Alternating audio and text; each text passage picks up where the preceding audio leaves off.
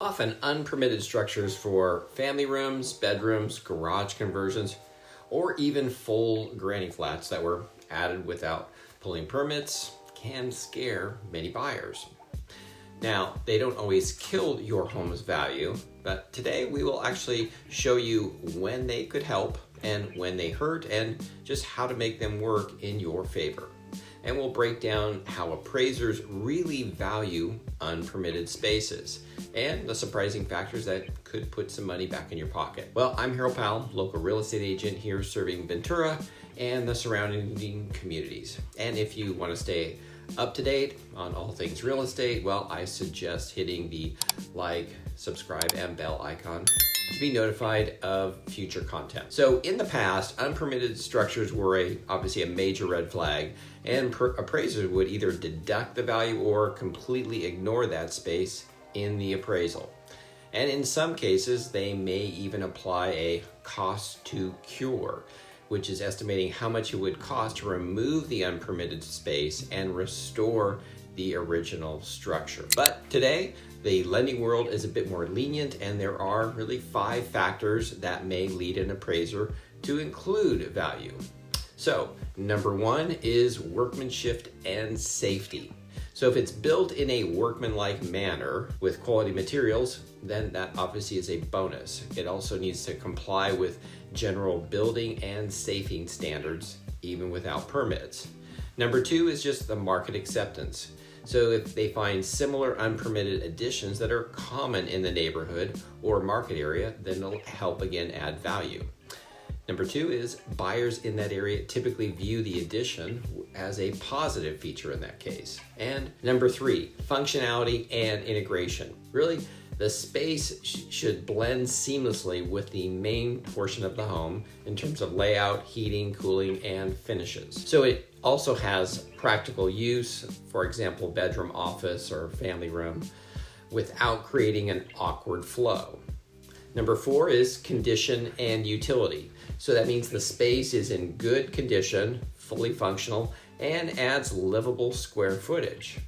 Next is the improvement enhances the property's overall utility and desirability. Number 5 is no negative impact on marketability. So the addition doesn't make the home harder to sell in the local market. So it doesn't violate obvious zoning rules that the buyers care about. On the flip side, there are 5 factors that may lead an appraiser to exclude or just possibly discount the value. Number 1 is poor quality or unsafe construction. Again, here sloppy workmanship, substandard materials, or safety hazards like exposed wiring, no egress windows, that sort of thing could be a problem. Next is non-compliance with codes which such as violations of electrical, plumbing, structural requirements that could make the house unsafe. Number 3 is negative market reaction. In other words, buyers in that area prefer garages or open yards or other features that the addition had replaced. The space is either awkward, possibly, or hurts the home's flow. Number 4 is functional obsolescence. And that's when the property's design, features, or layout reduce its desirability or value. So an example would be a 3-bedroom home where you must walk through one bedroom to get to another. Even if the home is well maintained, an awkward layout makes it less functional for the buyers, since most buyers or families expect each bedroom to have its private access. So naturally, this in turn would cause the property to sell for less than a similar home with a more typical floor plan. Number 5 is potential legal issues.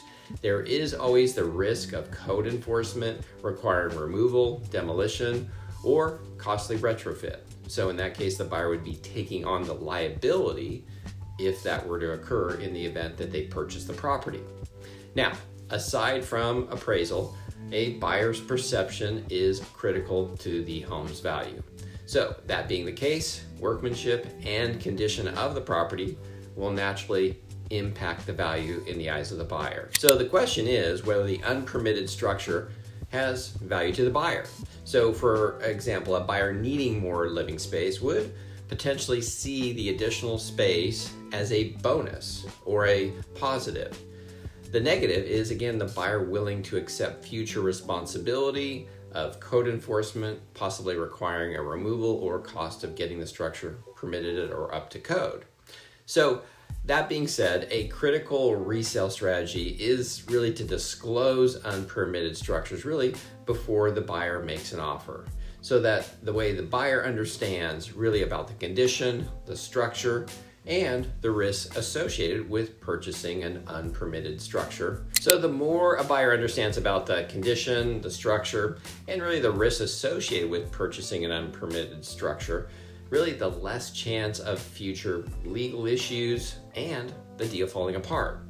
Now, no doubt, not disclosing lack of permits will likely lead to legal trouble after the sale.